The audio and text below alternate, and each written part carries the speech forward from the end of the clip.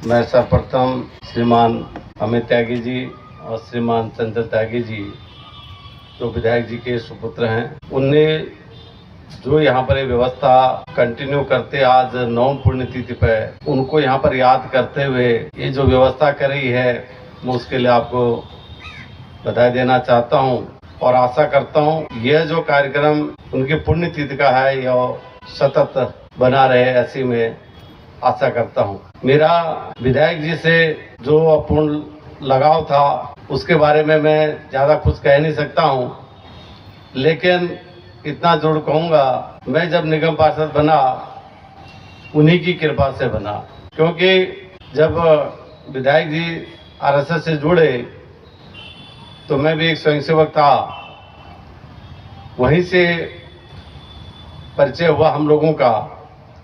और उसके बाद जब वो हिंदू मंच में मुझे भी उनके साथ कार्य करने का मौका मिला, उसके बाद हम पार्टी में आ गए और आप उधर हिंदू मंच में सेवा देते रहे, संघ में सेवा देते रहे अनेकों वर्षों तक। जैसा भी गिरीश जी ने कहा, हमेशा कहते थे मैं आपका ड्राइवर हूँ, और ये बात है मैं आज भी हमेशा जहाँ मुझे मौका मिलता है मैं इस बात को कहते रहता हूँ। एक दिन हमारे घर पे सुबह लगभग 6 बजे संघ की शाखा में से शायद आए होंगे, तो मेरे घर पर आए तो माता जी ने दरवाजा खोला, बोला बेटा एक बुजुर्ग आए हैं और बाहर आके सोफे पे लेट गए हैं। मैं सोया था, मैं उठा, मैंने कहा सच में विधायक जी उस सोफे पे लेटे हैं, आप मन करे बैठे हुए हैं। प्रणाम करा, चाय चू बनाई। फिर हमारे श्रीमान गंगाधर गहरोला जी, उनकी पत्नी अस्वस्थ थी, मैं उनके घर जाना था, उनको घर लेके गया और 1-2 परिवारों में और उनको लेके गया। और जब तक विधायक जी जीवित रहे, ये परंपरा जब विधायक बनने के बाद भी मैं एक नहीं अनेकों कार्यकर्ताओं के सुख और दुख में विधायक जी को लेके गया हूं, कभी उन्होंने मना नहीं करा। और आज जिन परिवारों में विधायक जी गए हैं वो हमेशा उनको याद करते रहते हैं। तो कहीं न कहीं उनका जो समाज के प्रति जो लगाव था, कभी उन्हें अमीरी गरीबी की खाई को देखा नहीं। जो भी व्यक्ति उनके पास किसी भी सेवा हेतु आया उसको कभी निराश नहीं करा। मुझे एक बार अच्छी तरह याद है, हमारे कमल विहार में ही एक गौशाला थी, उस गौशाला के मालिक ने कुछ अभद्रता वहां पर करी, तो मैंने विधायक जी को फोन करा, जो कि उस समय आप विधायक नहीं थे। मैं उनको थाने के लेके गया और जो बीट अधिकारी को जी संजू ने बात कही, पहले तो सुन नहीं रहा था। जब अपना परिचय, उन्होंने अपना परिचय दीजिए, बोला परिचय क्या देना, मैं जिस काम के लिए आया हूँ आप वो काम करिए, हो सकता तो ठीक है, नहीं तो मैं आगे देखूंगा। और उस समस्या का समाधान 1 घंटे के अंदर में हुआ। वो लाला जी चांदनी चौक में रहते थे और 3 घंटा तक बुराड़ी चौकी के, तब चौकी हुआ करती, बुराड़ी चौकी में उनको अरेस्ट करा और फिर माफीनामा उसका समाधान हुआ। ऐसे एक नहीं अनेकों उदाहरण हैं जो उन्हें जनता की सेवा के लिए, उनके सुख दुख के लिए, जो व्यक्ति बिना बताए किसी घर में 6 बजे आ सकते हैं, तो अब उनकी उदारता को देखिए, तो ऐसा व्यक्ति सच मिलना बहुत टेढ़ी खीर है।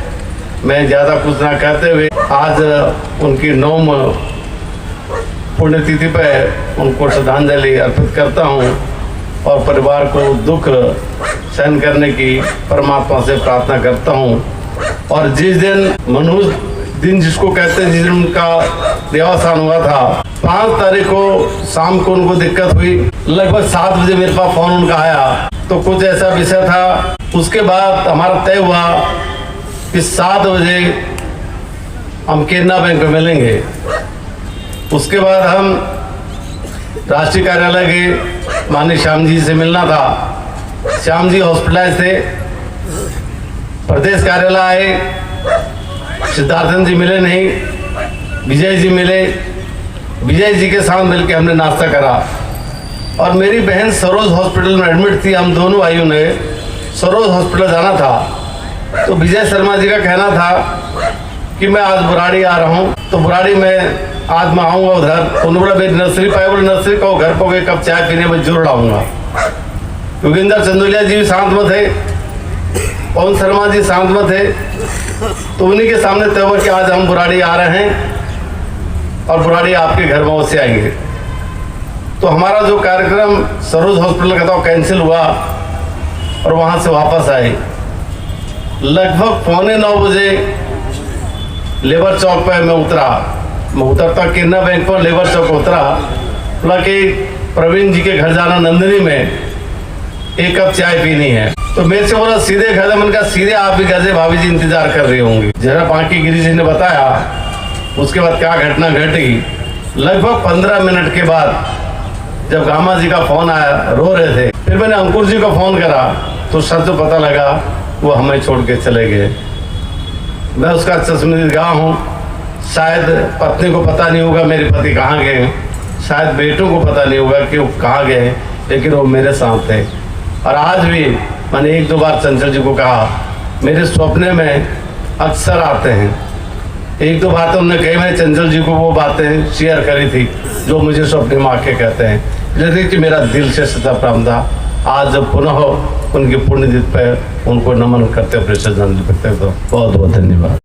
मेरे सभी सम्मानित बुजुर्ग, मेरी बहनें, माताएं और भाइयों, आज का विषय है कि मैं अपने बड़े भाई श्री कृष्ण जी की पुण्यतिथि पे कुछ बोलूं। उनका साथ ना होना जो एहसास देता है, उसके बाद बोलने के लिए कुछ बचता नहीं है। आप मेरे बड़े भाई थे, जैसे कहते हैं ना, सारी विद्याओं में निपुण थे।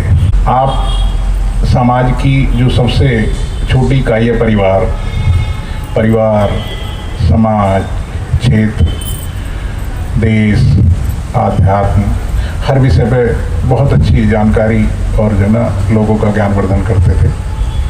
मैं उनसे बहुत छोटा था, उनके साथ रहता था और इत्तेफाक से आज मैं जिस व्यवसाय में हूँ इसकी शुरुआत भी उन्होंने ही कराई। उनकी कमी बहुत खलती है। जब जीवन में कुछ ऐसे प्रश्न आते हैं कि यहाँ से मुझे किस रास्ते पे जाना चाहिए, तो उस दिन बहुत याद आते हैं।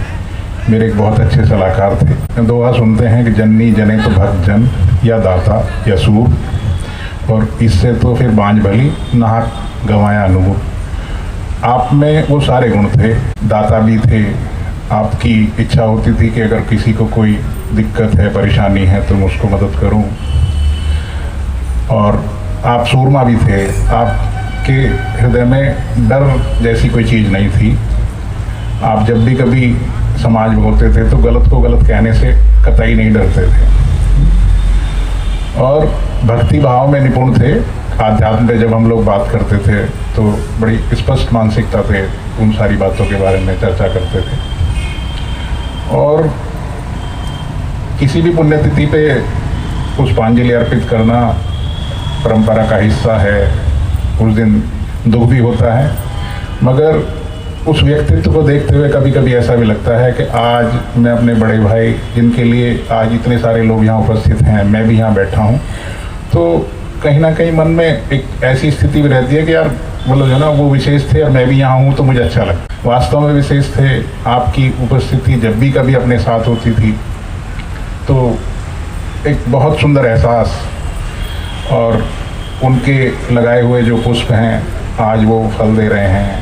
परिवार भी बहुत अच्छी तरीके से, मतलब उनके जो संस्कार हैं वो आज हमारे सामने बड़े होते हुए नज़र आ रहे हैं। तो इसी क्रम में मैं केवल इतना ही कहूँगा कि आप पूरी पुस्तक हैं, उसका विमोचन तो हो सकता है, पर पूरी तरीके से एक ही व्यक्ति उसके बारे में सारी बात बता दे, ये संभव नहीं है। तो मेरे साथ भी उनकी बहुत सारी यादें जुड़ी हुई हैं। कुछ मेरी पर्सनल हैं जिन्हें मैं सबके साथ शेयर नहीं करना चाहूँगा। बहुत अच्छे सलाहकार थे, बहुत अच्छे व्यक्तित्व थे। मैं उन्हें हृदय से नमन करता हूँ और इन्हीं शब्दों के साथ धन्यवाद। स्वर्गीय श्री कृष्ण त्यागी जी के चरणों में प्रणाम करते हुए 9 वर्ष हो गए, लेकिन मन नहीं मानता है। किसी की स्मृति मन से निकलती नहीं है। वो आत्मीयता होती है, वो प्रेम होता है। उस आत्मीयता के कारण मन ये स्वीकार करने को तैयार नहीं होता है कि वो चले गए हैं, और प्रत्यक्ष में हम जानते हैं चले गए। दुनिया में जिसके प्रति आपका लगाव, आत्मीयता, प्रेम जितना अधिक होगा उसके विषय में इतना ज़्यादा रहेगा। तो उनके प्रति भी हमारा, आप सबका जो लगाव था, जो आत्मीयता थी, शायद इस कारण से भी हम ये स्वीकार नहीं कर पा रहे हैं कि वो चले गए हैं, और गए हुए 9 वर्ष भी हो चुके हैं। वैसे तो इस सृष्टि में जो भी आता है किसी न किसी उद्देश्य से ही आता है। अगर मनुष्य को छोड़ के पशु पक्षियों की ओर देखते हैं तो वो तो केवल पेट भरने और परिवार बढ़ाने के अलावा उनका उद्देश्य और कुछ होता है। परमात्मा ने मनुष्य को बुद्धि दी है, चिंतन दिया है, इसलिए मनुष्य उससे थोड़ा हट करके भी जीवन जीता है। प्रत्येक का उद्देश्य यही है सांसारिक जीवन में आकर के कुछ न कुछ स्थापित करें। और ये हमारे शास्त्रों में भी कहा है कि चलं चित्तंग चलं वित्तंग चले जीवन यौवने चला चल इदं सर्वं कीर्ति अस्ति स जीवति। ये मन, धन, जीवन, यौवन ये सब चले जाएगा, स्थापित होगा आपके द्वारा किया हुआ कर्म, आपके द्वारा किया हुआ व्यवहार, आपके द्वारा स्थापित जीवन मूल्य। तो उनके जो जीवन मूल्य थे, उनका जो व्यवहार था, वो हम सब लोगों के जहन में है। श्रीमद् भगवद गीता में लिखा है, चितात्मनः प्रशांतश्च परमात्मा समाहितो शीतोष्ण सुख दुखेषु तथा मान अपमान। जिसने अपने इस मन को वश में कर लिया वो परमात्मा के समतुल्य हो जाता है। फिर उसके लिए सर्दी, गर्मी, मान अपमान, यश अपयश ये कोई माने नहीं रखते हैं। लेकिन इस मन को वश में करना आसान है क्या? हम तो मनुष्य हैं, देवता तक नहीं कर सकते। तो यही कारण है कि मन स्वीकार ही नहीं करता है कि वो चले गए। उनके व्यवहार अनुरूप श्री श्री कृष्ण सेवा संस्थान की स्थापना भी हुई और कार्य भी कर रहे हैं। जो कुछ बन पड़ता है, चाहे वो गिलहरी प्रयासी क्यों न हो, समाज में ऐसे बहुत सारे बंधु हैं जिनको स्वास्थ्य संबंधी बहुत सारी दिक्कतें आती हैं, आर्थिक स्थिति के कारण नहीं दिखा पाते हैं। तो जो कुछ भी बन पाता है वो हम सेवा संस्थान की तरफ से करते हैं। ऐसे बहुत से बच्चे थे जिनके माता पिता कोरोना में चले गए या कुछ परिस्थितियां ऐसी थी, उन बच्चों को पढ़ाने के लिए भी हमने जो कुछ बन सकता है कर रहे हैं। इसके इतर भी बहुत सारी चीज़ें हैं जो हम करना चाहते हैं, लेकिन इनका हम कहीं एडवर्टाइजमेंट नहीं करते हैं और अपने द्वारा हम कहीं बताते भी नहीं कि हमने कितनों का कर दिया। हम किसी के स्वाभिमान को ठेस पहुंचाना ही नहीं चाहते। 2016 में शिलान्यास हुआ था, 2017 से सेवा संस्थान काम कर रहा है, तो 24 तक आ गया। एक दो बंधुओं को जो दिव्यांगजन हैं यहाँ पर आए हुए हैं, उन दोनों को 2 बैटरी साइकिल देने की थी, तो उनको हम आज यहाँ से भेंट करेंगे। अभी बाकी जो कुछ भी समाज में बन पड़ता है उसके लिए सेवा संस्थान प्रयासरत रहता है, प्रयासरत है। जैसा उनका आचरण और व्यवहार था उसके अनुरूप हम काम करने की सोच रहे हैं। आप सबके सहयोग से उसको और उचित ढंग से या बढ़िया ढंग से करेंगे, ऐसा मुझे विश्वास है। और आप सबका सहयोग हमको मिलता रहेगा तो हम इसको और अच्छा उचित मात्रा में समाज में ज़्यादा लोगों की सेवा कर पाएंगे, ऐसा मुझे विश्वास है।